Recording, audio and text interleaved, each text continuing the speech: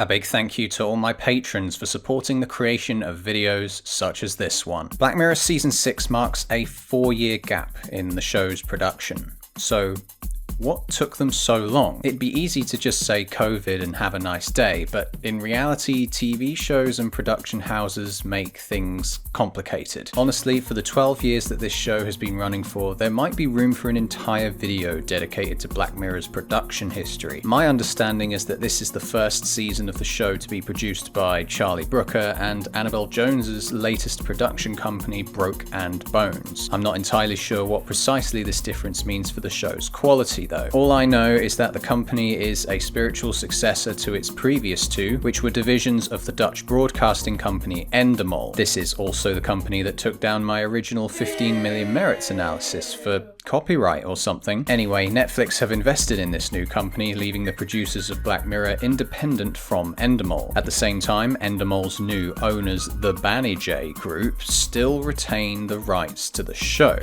So, who really owns Black Mirror?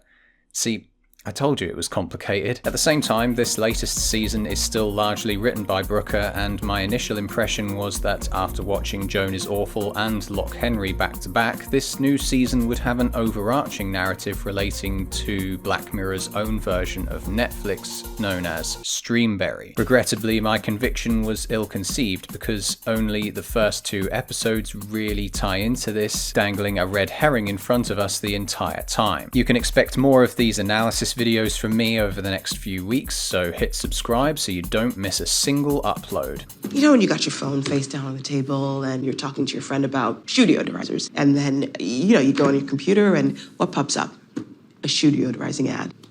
That's how they know. At the core of this episode lies a concern for private companies and their use of people's browsing data. 2 significant stems of influence seem to be at play here. The first that springs to mind is the phone hacking scandal from about a decade ago, where privacy was invaded to get a good story. The second and more prominent factor relates to how tech companies sell off their customers' data and browsing habits to the highest bidder. I think at this point in time, it cannot be denied that our phones are listening to us to a certain degree. Applications that use a microphone like Alexa, Siri, and Google Assistant can and will use your recorded vocal inputs for data purposes. This is why targeted ads are the most obviously suspicious results of this activity, and why we can conclude that, in a way, our phones are indeed listening to us. However, it may not be the case that it's listening to you all the time. I believe it's more likely to be a combination of our voluntary vocal inputs whenever we ask the vocal assistant a question and browsing habits. It's this idea that you consent to the collection and selling of the data through mahoosive and practically unreadable agreements that is most concerning.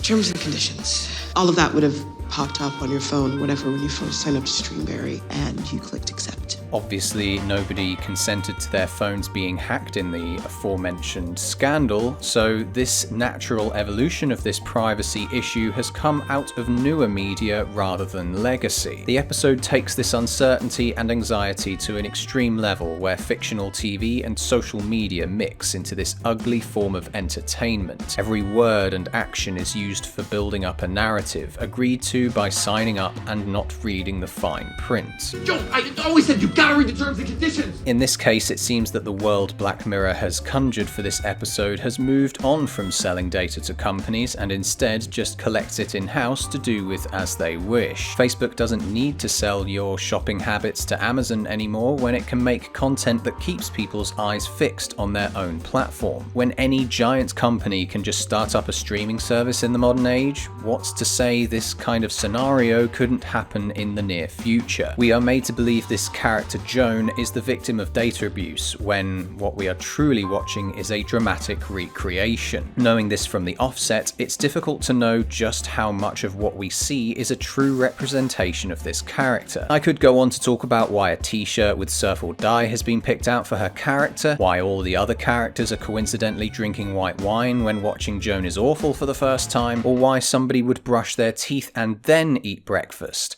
Hold on, is this something people actually do, or am I just some savage?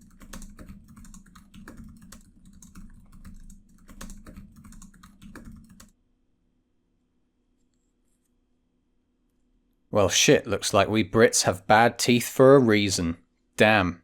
Wait, what was my original point again? The fact is, this was merely conjured by the algorithm with eyes on screens as its core aim. With this in mind, let's note that the episode in reality has been written by Charlie Brooker. With the rate at which machine learning is proclaimed to be evolving in the year of our Lord 2023, what's to say an AI couldn't write an episode of Black Mirror? Funnily enough, Charlie Brooker has already tried this, and the interesting thing is that he claims ChatGPT couldn't come up with anything original. Really though, how do we as the audience know TV hasn't been written by a machine already? Black Mirror is written by one stoned British dude who just says things like, what if your mum ran on batteries?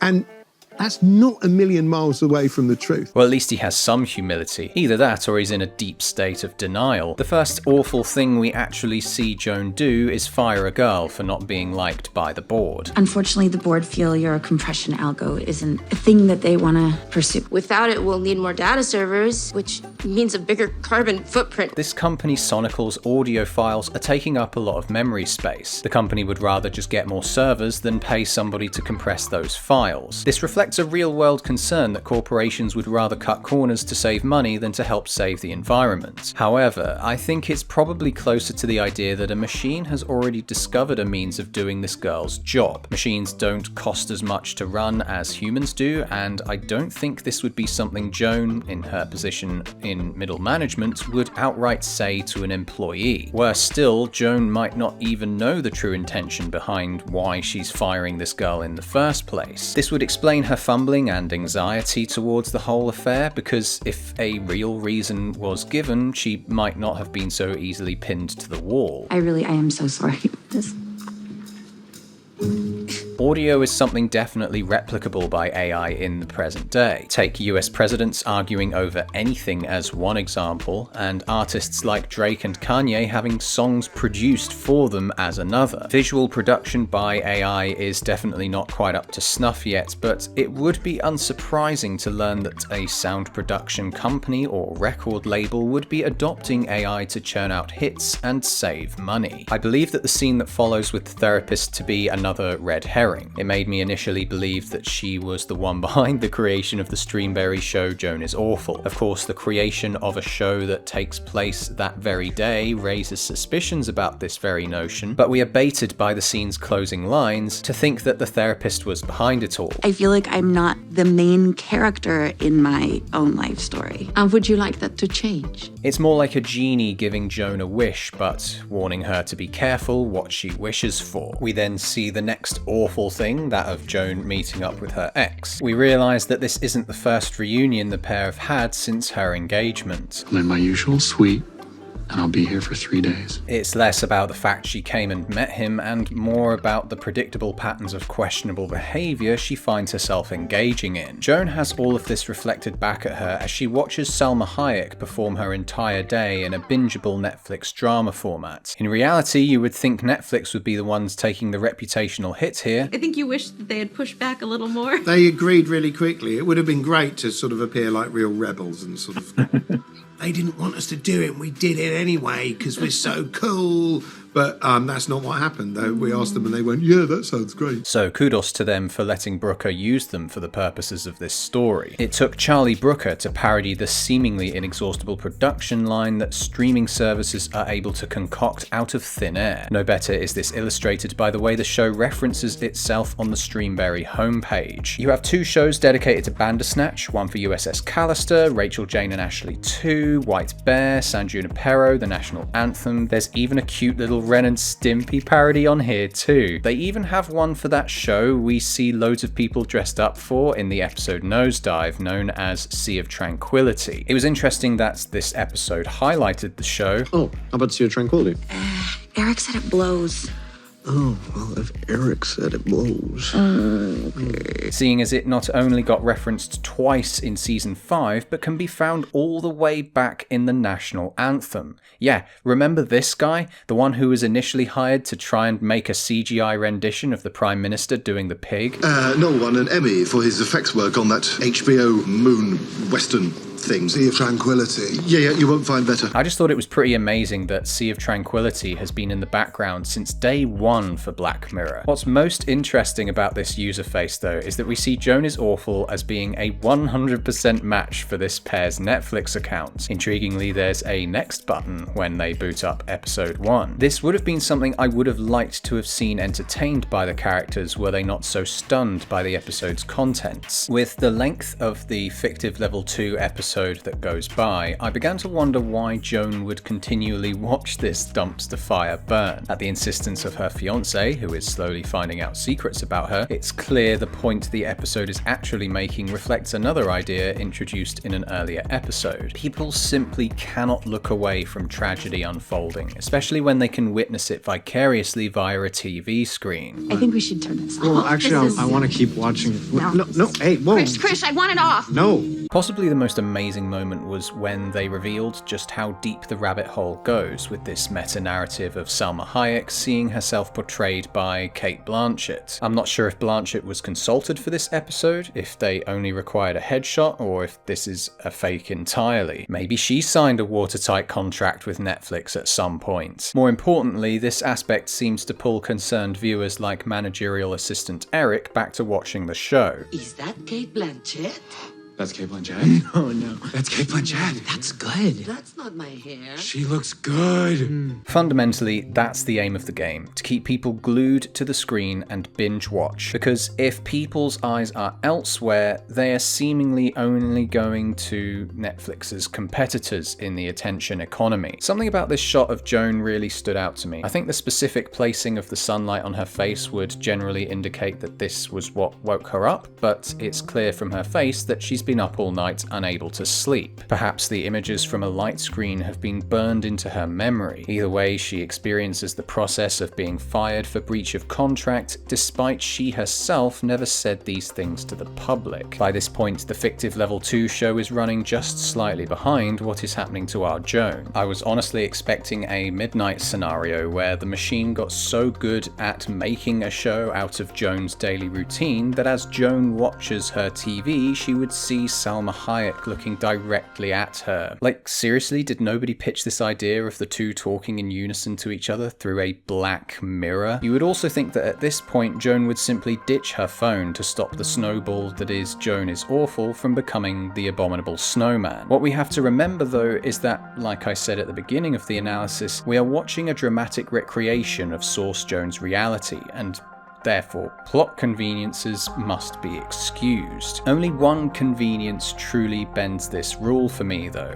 Taking a dump in a church in the middle of somebody's wedding. Joan shows up as though she magically knew a wedding was taking place here, and seemingly not even knowing anybody attending. Frustratingly, this is the only dramatic convenience I can't just lay at the feet of AI make everything more controversial and dramatic to keep eyes on screens, because the after credits scene shows Source Joan doing the doo-doo near the pew-pew. This is actually the only episode of Black Mirror with a post-credits scene as well, which many probably would have missed due to the 5-second countdown Netflix provides between episodes. It's almost like they didn't want people to see it or something. I also started to feel the NOSEDIVE vibes coming through at this point in the episode. A fairly unlikable, highly strung middle-class woman is thrown into a technological nightmare scenario, with both rejecting their public reputations and ideas of social normality, ending up at a wedding and then being subsequently arrested. What NOSEDIVE has over this episode though is that Lacey enters into this game knowingly, with hopes of societal gain through the technology. The only thing Joan has to gain by being more awful than usual is the attention of Salma Hayek. I'm not sure if this was intentional or not, but during the first scene when Salma Hayek is portraying herself, it becomes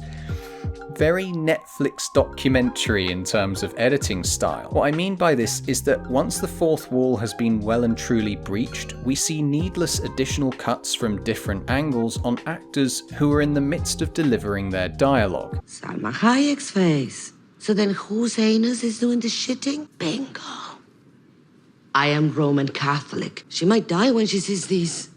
What right do they have to kill my abuela with these deep fake, heretic abomination. Suspicions are confirmed that people would rather watch negativity than positivity with this interview scene. I'm fairly certain the reason why conflict is at the heart of TV and movies is because we get a level of catharsis watching characters suffer. We can watch and think, God, at least that's not me. I think that's why the first half of this episode works so fantastically, because Joan's entire life falls apart because of all her dirty secrets being unraveled so fast. Not only do we, the audience, howl with laughter at this sudden and bizarre downfall, but literally everyone in Joan's social circle watches it too. So if it works on a small, unknowing focus group, it would surely work for every Streamberry subscriber.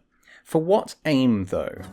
Which really drives engagement. Ah, yes, that word engagement. It has such a vague definition within the context of online media consumption. For Streamberry, I'd imagine it's what keeps people coming back to the platform day in and day out, as opposed to how people react to the content extrinsically. Even this YouTube video that you're watching right now could be considered a form of engagement.